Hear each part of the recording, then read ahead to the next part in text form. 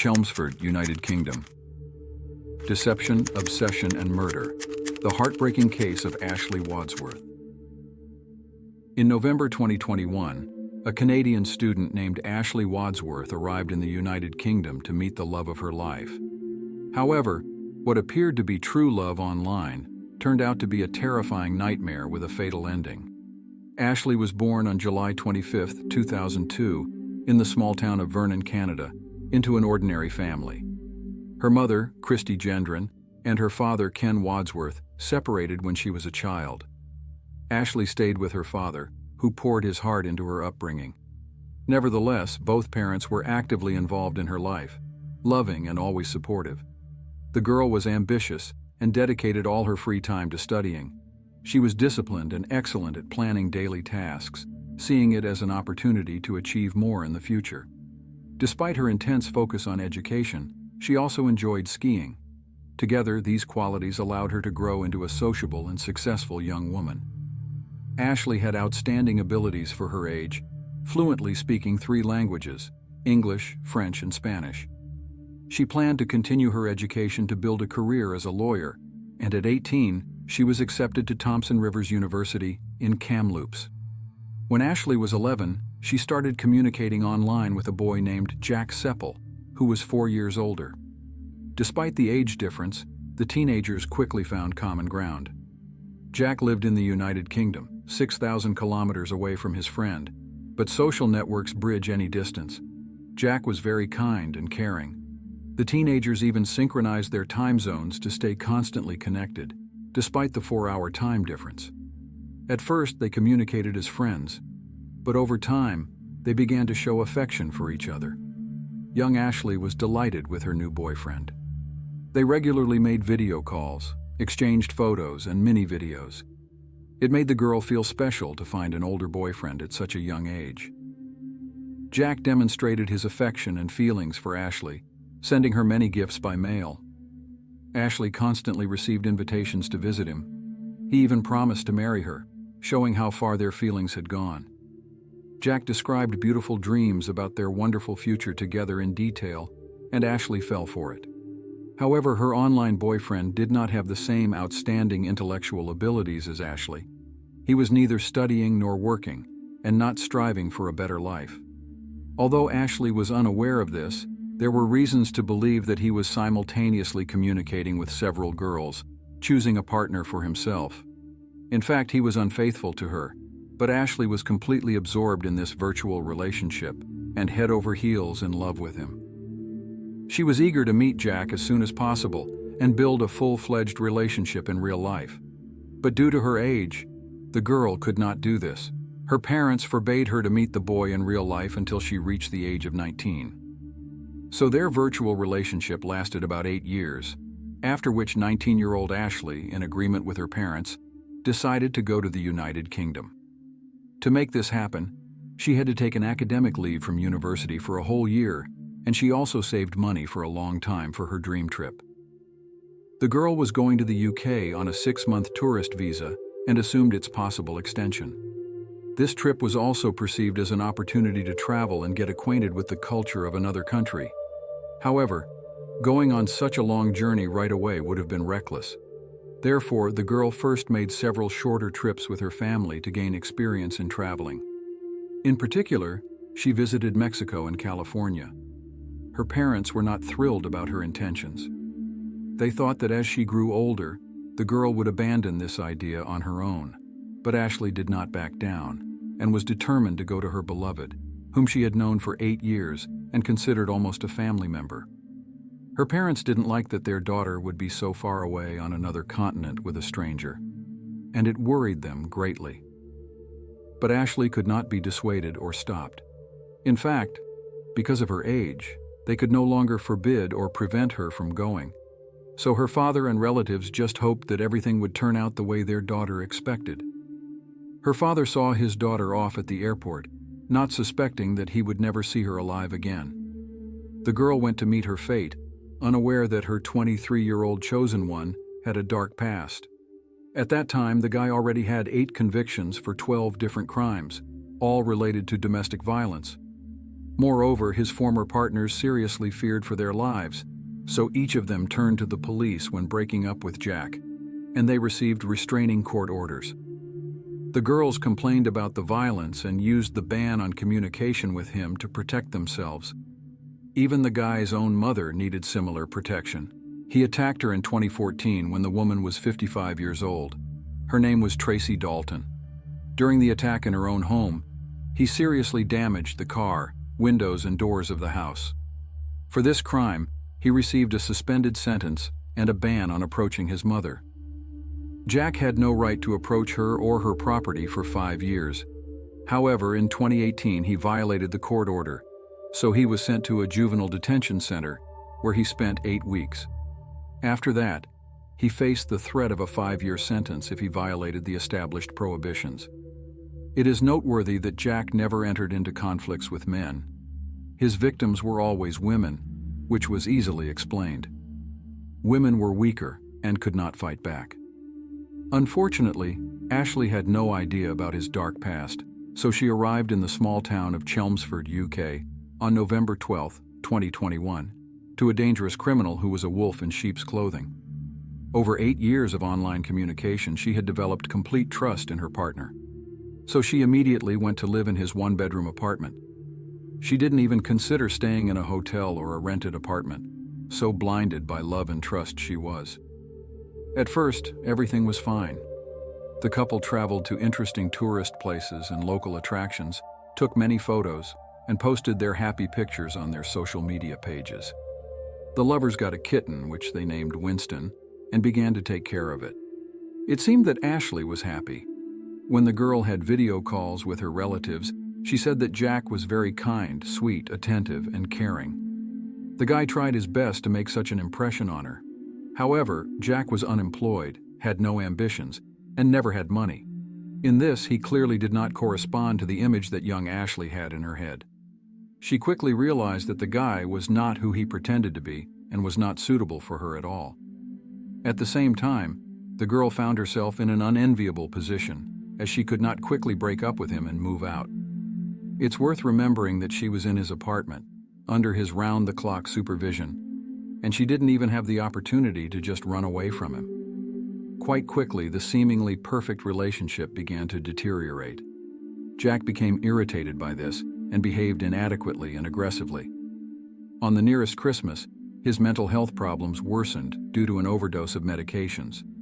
The girl called an ambulance, and he was taken to a psychiatric hospital. He was diagnosed with narcissistic and paranoid personality disorder. Returning from the clinic, he started manipulating his girlfriend, taking advantage of this fact. The guy pressured Ashley, and they had arguments more and more often. Ashley even sent recordings of their fights to her friends.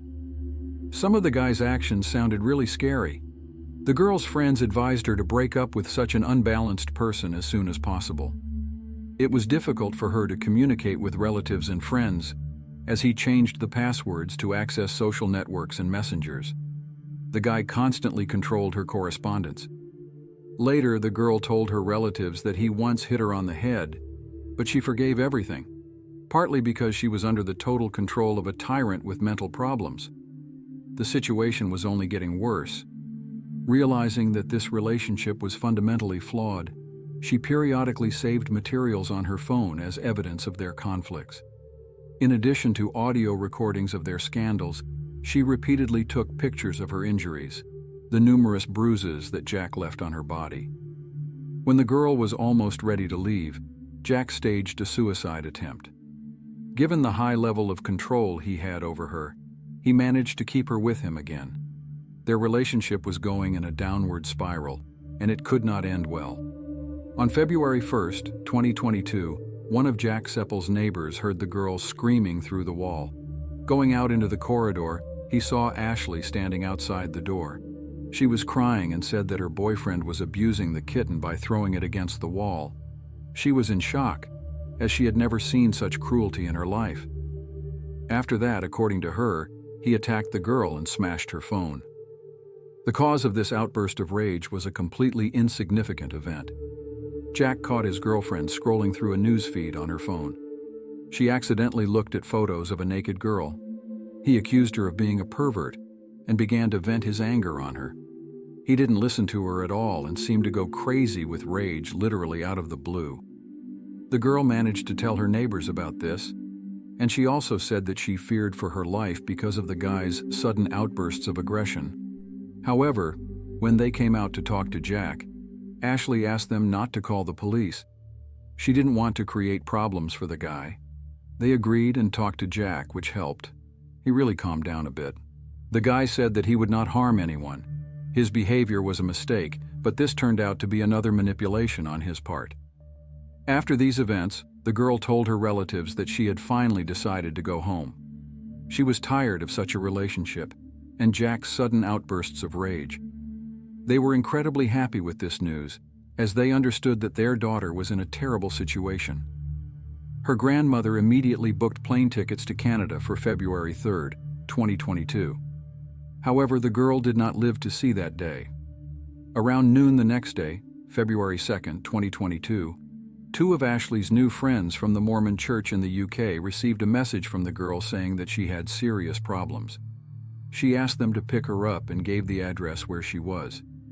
She sent this information from a secondary account, signing her name, as he controlled everything related to her accounts. However, none of her friends were able to react quickly, as they were at a church service.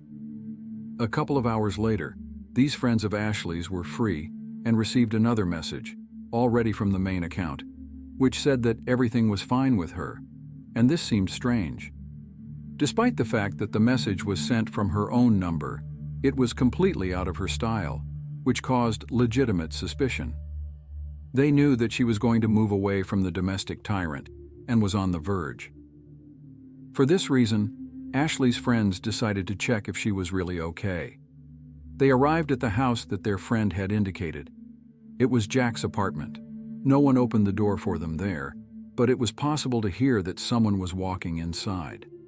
After consulting, they decided to call the police so that the officers could check on the girl. The friends called the emergency services at 911. Law enforcement officers arrived around 4 p.m. They tried to persuade the owner of the dwelling to open the door for them, but it didn't work. Around 4:13 p.m., the door was broken down. The officers entered the bedroom and found Jack Sepple, next to whom Ashley lay on the bed. The girl was stabbed with a knife with such cruelty that dozens of wounds were found on her body. The scene resembled a bloodbath. The police reported that medics were needed, but calling an ambulance did not bring results, as she showed no signs of life. As a result, she was pronounced dead at 4:38 p.m. Forensic experts found that the girl had been strangled, but the cause of death was the knife wounds. Experts counted at least 90 blows that the guy inflicted on her. Defensive wounds were also found on the girl's wrists. Obviously, she tried to fight off the attacker and fought for her life. Most of the blows were dealt to the chest area. For this reason, Ashley had damage to almost all vital organs, including the heart, lungs, and liver. This indicated that he intended to kill the girl, inflicting blows in such places. Numerous bruises were also found on her body and at various stages of healing. This indicated that the victim was regularly and methodically beaten. Even before the police arrived, Jack Sepple posted their joint photo on his social media profile and left an ominous caption under it: "Mine forever." This fully corresponded to the killer's mindset. Many maniacs and serial killers, in one way or another, felt or described unity or possession of their victim. The police quickly found the murder weapon, a knife, and sent it for examination. DNA samples coincided with the blood of the murdered girl. Jack Sepple's fingerprints were found on the handle of the knife, which also gave a complete match during the check. There was no one else in the apartment. Taken together, these facts reliably indicated the sadist's guilt. Jack was arrested. Initially, he did not give any testimony, but eventually pleaded guilty on September 7, 2022. This happened after 3 consecutive interrogations, during which the guy did not show any emotion towards his victim. A psychiatric examination was to be carried out, which confirmed the presence of certain deviations in the murderer, but in general recognized him as sane and capable of standing trial. The police thoroughly checked the criminal's mobile phone. A recorded video was found on it, made around 12:45 p.m. on the day of the crime. In the frame, Jack is standing in a bloody t-shirt, with Ashley's mutilated body in the background. In the video, he apologizes to the murdered girl's sister, who he calls Haley. However, the scoundrel did not send this video in a message, which clearly saved another person from a nervous breakdown. On October 10, 2022, the trial of the maniac took place. Here, all the evidence of his guilt was presented, although no one doubted it. The defendant also gave a confession, but at the same time did not express any emotions, including remorse or repentance. One of his ex-girlfriends spoke at the trial and characterized Jack as unpredictable, jealous, and insecure. The prosecution believed that on that day, Ashley, who was already packing her things and preparing to leave, told him about the breakup and put a final point in their unhealthy relationship, and this drove him crazy. In a fit of rage, Jack killed Ashley. The murdered girl's mother and father were devastated by her loss and outraged at the defendant. Ashley's grandfather, speaking at the trial, blamed himself for being the only one who supported her decision to travel to the UK, because he considered this country to be as safe as possible. He could not imagine how this journey would turn out. Ashley's grandmother also had a hard time dealing with her involvement in the massacre. She bought plane tickets for the 3rd, not on February 2nd, so that the girl could calmly fly out of the country at night. Grandmother blamed herself for this and believed that such a delay could indeed have cost Ashley her life. The murdered woman's older sister regretted that Ashley could not be a bridesmaid at her recent wedding. Jack took this opportunity away from them, but the victim's family was grateful to the defendant for admitting his guilt and saving them from this difficult trial. According to the results of the trial, 23-year-old Jack Sepple was sentenced to life imprisonment with the possibility of parole after 23 years and 6 months.